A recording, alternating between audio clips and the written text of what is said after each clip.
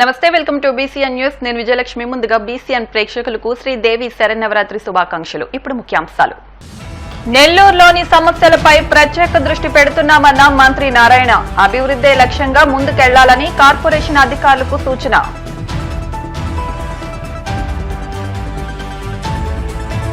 చంద్రబాబుకి దేవుడంటే భయం భక్తి రెండూ లేవు. ముఖ్యమంత్రిపై విమర్శలు గుప్పించిన మాజీ సీఎం వైఎస్ జగన్.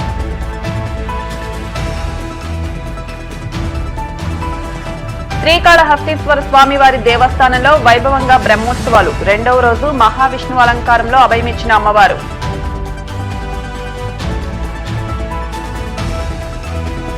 భౌగోళిక అనిశ్చితల వేళ పెట్టుబడులకు భారత్ స్వీట్ స్పాట్ గా మారింది. ఢిల్లీలో జరిగిన కౌటిల్య ఆర్థిక సదస్సులో ప్రధాని మోదీ వెల్లడి. దేశం కోసం, ధర్మం కోసం, దేశ అభివృద్ధి కోసం త్యాగభావంతో దేశ సేవలో పనిచేయడానికి ప్రజలు భారతీయ జనతా పార్టీలో చేరి సాధారణ సభ్యత్వం తీసుకోవాలని కేంద్ర ఉక్కు, భారీ పరిశ్రమల శాఖ సహాయ మంత్రి భూపతిరాజు శ్రీనివాస్ వర్మ పిలుపునిచ్చారు. పార్టీ సభ్యత్వ నమోదు కార్యక్రమం నెల్లూరు గాంధీ బొమ్మ సెంటర్ నందు జరిగింది.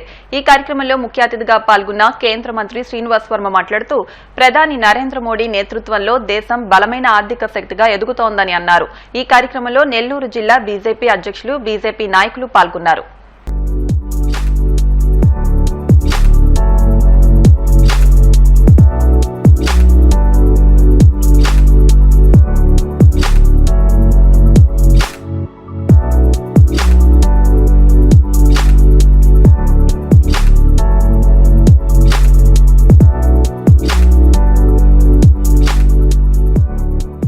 నెల్లూరు నగరంలోని సమస్యలపై ప్రత్యేక దృష్టి పెడుతున్నామని మంత్రి నారాయణ తెలిపారు. నెల్లూరు కార్పొరేషన్ కార్యాలయంలో కమిషనర్ సూర్యతేజతో పాటు నగరపాలక సంస్థ పరిధిలోని పలు శాఖల అధికారులు, సిబ్బందితో మంత్రి సమీక్ష నిర్వహించారు. పలు సమస్యలు, అభివృద్ధి విషయాలపై సుదీర్ఘంగా అధికారులతో మంత్రి నారాయణ చర్చించారు. అందరి సహకారంతో నెల్లూరును అన్ని విధాలా అభివృద్ధి చేయడమే లక్ష్యంగా ముందుకెళ్లాలని కార్పొరేషన్ అధికారులకు మంత్రి సూచించారు.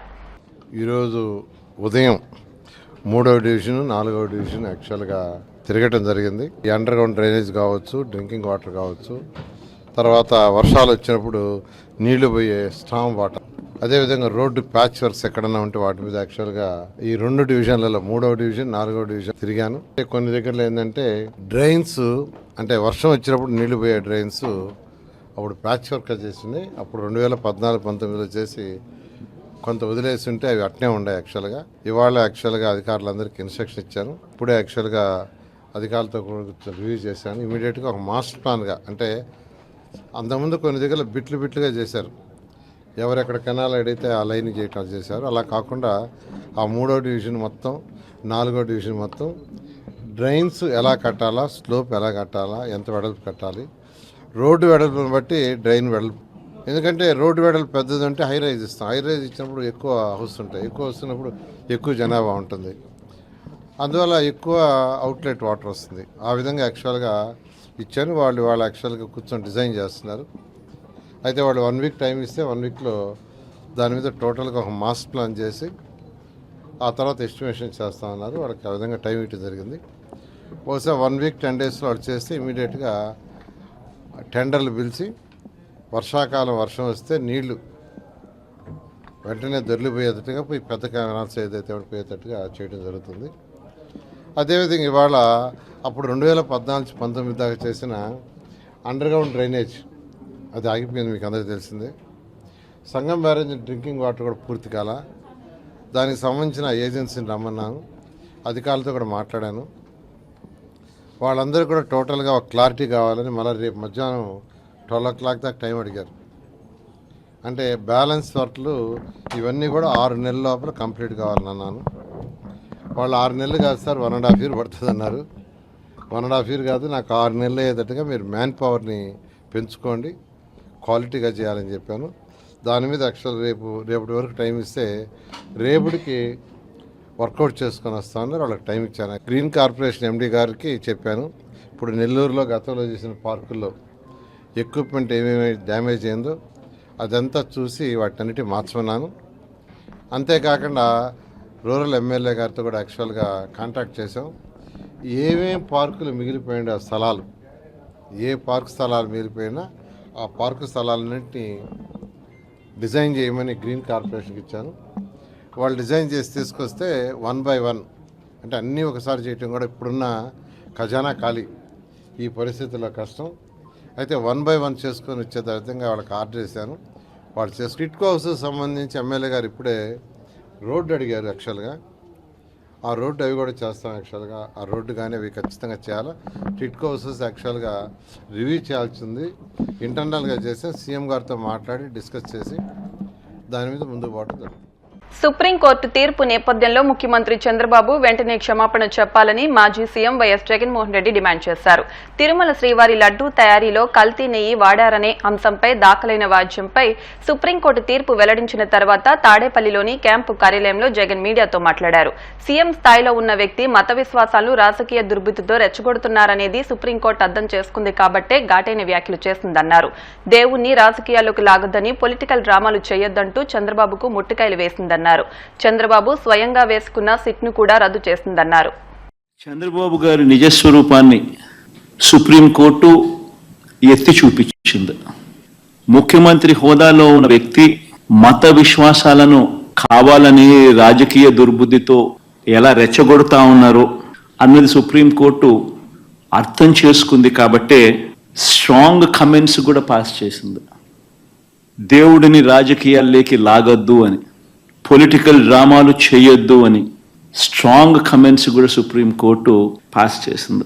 చంద్రబాబు గారు స్వయంగా వేసుకున్న సిట్టును సైతం రద్దు చేసింది. నిజంగా తిరుమల పవిత్రతను, స్వామివారి ప్రసాదం విశిష్టతను నిజంగా రాజకీయ దుర్బుద్ధితో కావాలని అబద్ధాలాడి జంతువుల కొవ్వును సైతం వాడి లడ్డూలు తయారు చేసినట్టుగా, ఆ లడ్డూలను తిన్నట్టుగా, పంచిపెట్టినట్టుగా తిన్నట్టుగా అసత్య ప్రచారంతో ఏదైతే ముఖ్యమంత్రి చంద్రబాబు నాయుడు గారు తిరుమల లడ్డును, వెంకటేశ్వర స్వామి విశిష్టతను, తిరుమల ప్రతిష్టను ఏ రకంగా అయితే తాను అపవిత్రం చేశాడో వాటి అన్నింటికి సంబంధించి గత కొద్ది రోజులుగా సాక్ష్య ఆధారాలతో సహా నేను చూపించడమే కాకుండా కోర్టులు సైతం చంద్రబాబు నాయుడు గారిని మొటిక్కాయలు వేసిన పరిస్థితులు గమనించాం. కోట్లాది మంది భక్తుల విశ్వాసాన్ని, నమ్మకాన్ని దెబ్బతీస్తూ చంద్రబాబు నాయుడు అనే వ్యక్తి ఏ రకంగా తాను పద్ధతి ప్రకారం అబద్ధాలాడాడో, ఆ అబద్ధాలను సైతం అవి అబద్ధాలు అని చెప్పి క్లియర్ కట్గా తెలిపే విషయంగా, తెలిసేట్టుగా సాక్షాత్తు టీటీడీ ఈఓ అంటే చంద్రబాబు నాయుడు గారు తాను ముఖ్యమంత్రి అయిన తర్వాత తానంతటి తానే నియమించుకున్న తన ఐఏఎస్ ఆఫీసర్, తన ఈఓ ఏ విధంగా చంద్రబాబు నాయుడు గారి మాటలకు విరుద్ధంగా, ఏ విధంగా చంద్రబాబు నాయుడు గారి మాటలకు విరుద్ధంగా తాను స్వయంగా ప్రకటనలు చేశాడు. ఇవన్నీ కూడా ఒక్కసారి గమనించినట్లయితే చంద్రబాబు నాయుడు గారు ఇప్పటికీ మామూలుగా అయితే మంచి వ్యక్తి అయితే గన ఇంత ఆధారాలు కనిపిస్తూ ఉన్నప్పుడు కొద్దో గొప్ప సిగ్గుపడతాడు. ఆయన అన్న మాటలు సాక్షాత్తు టీటీడీ ఈఓ చంద్రబాబు నాయుడు గారి మాటలకు వ్యతిరేకంగా తానే స్వయంగా చెప్పిన మాటలు, ఇన్ని సాక్ష్యాధారాలు కనిపించినప్పుడు మామూలుగా ఎవరైనా కూడా దేవుడి విషయంలో తప్పులు జరుగుతూ ఉన్నప్పుడు, తప్పులు చేసినప్పుడు దేవుడు అంటే భయము, భక్తి కాస్తో కూస్తో ఎవరికైనా ఉన్న వ్యక్తి ఎవరైనా కూడా ఒకవేళ ఉంటే, ఆ భయము భక్తి ఎవరిలో అయినా కూడా ఉంటే పశ్చాత్తాపం అనేది ఎక్కడో ఒక చోట రావాలి. ప్రజలకు క్షమాపణ చెప్పే కార్యక్రమం అనేది ఎక్కడో ఒక చోట జరగాలి. కానీ చంద్రబాబు నాయుడు గారి మనిషి ఎలాంటి వాడు అని అంటే పశ్చాత్తాపము ఉండదు, దేవుడంటే భయము ఉండదు, దేవుడంటే భక్తి ఉండదు.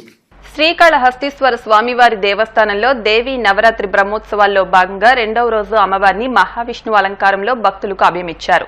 విశేష పూజలు నిర్వహించిన అనంతరం ధూపదీప నైవేద్యాన్ని సమర్పించారు.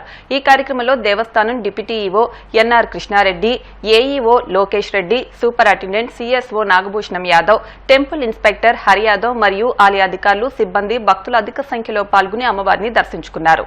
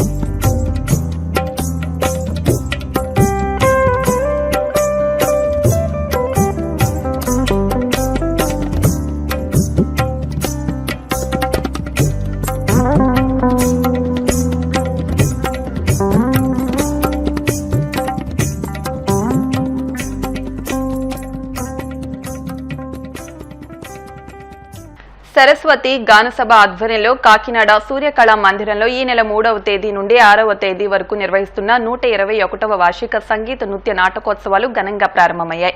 సరస్వతి గానసభ నాయకులు, సభ్యులు జ్యోతి ప్రజ్వలన చేసి కార్యక్రమాన్ని ప్రారంభించారు. హైదరాబాద్కు చెందిన ఫణి నారాయణ్ వీణా కచేరీ అందరినీ ఆకట్టుకుంది. ఈ కార్యక్రమంలో లక్కరాజు సత్యనారాయణ్, పెద్దాడ సూర్యకుమారి, ఎంవి భరతలక్ష్మి, చావలి సూర్యకుమారి, పలువురు సంగీత అభిమానులు పాల్గొన్నారు.